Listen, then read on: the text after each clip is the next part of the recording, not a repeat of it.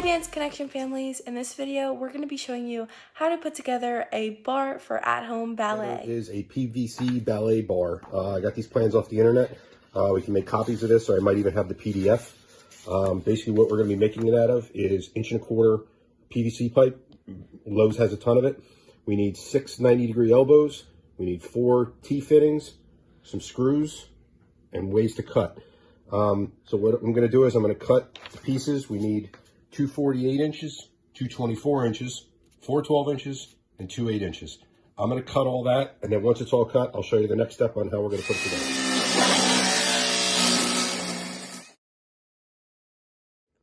Okay, we have all of our PVC pieces cut now. So according to the plans, we're going to start with building the legs. So we need 4 of the 12-inch pieces, 4 90-degree elbows, and 2 of the T's. So this is basically making the feet. What we're going to do is we're going to put some screws in the ends. We're going to leave the center open because this one has to turn back and forth, and if you eye it up, it could be off.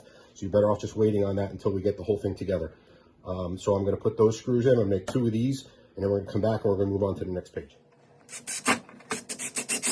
You want to make sure that the feet stay level and this stays 90 degrees. So the easiest way to do that is just to eye the whole thing up and put it together. So we have our 24-inch piece in according to the plans. And then the next thing we're going to do is we have to assemble the riser for the 2 different bars. So this is just our 8-inch piece from our cut list, a T, and a 90-degree. So we put this in like that. Now, depending on your height, you can vary this. You can vary this or this. You want to make it taller if you're taller. You want to make it shorter if you're shorter. You can make different ones and just not screw it together and leave yourself functionality for later on.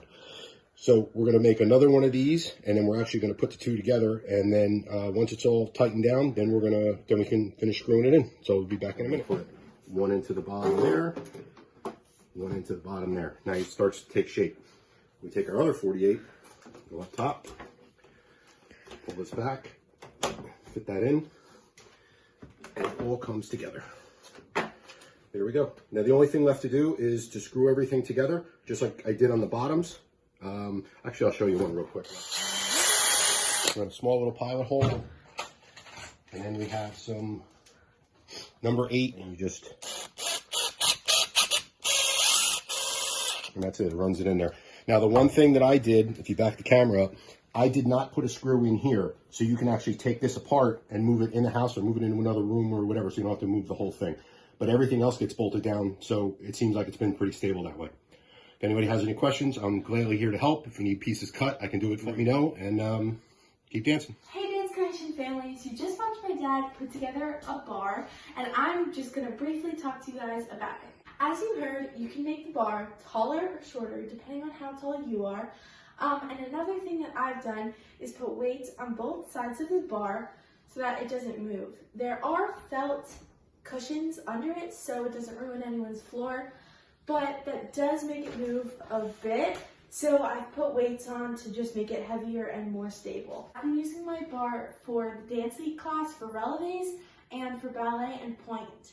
You can use it for many different things, and you don't even need to use it just during this situation. You can use it whenever you want to practice at home. Bye! I hope you got a great idea about how to make your own bar at home, and don't forget, keep dancing!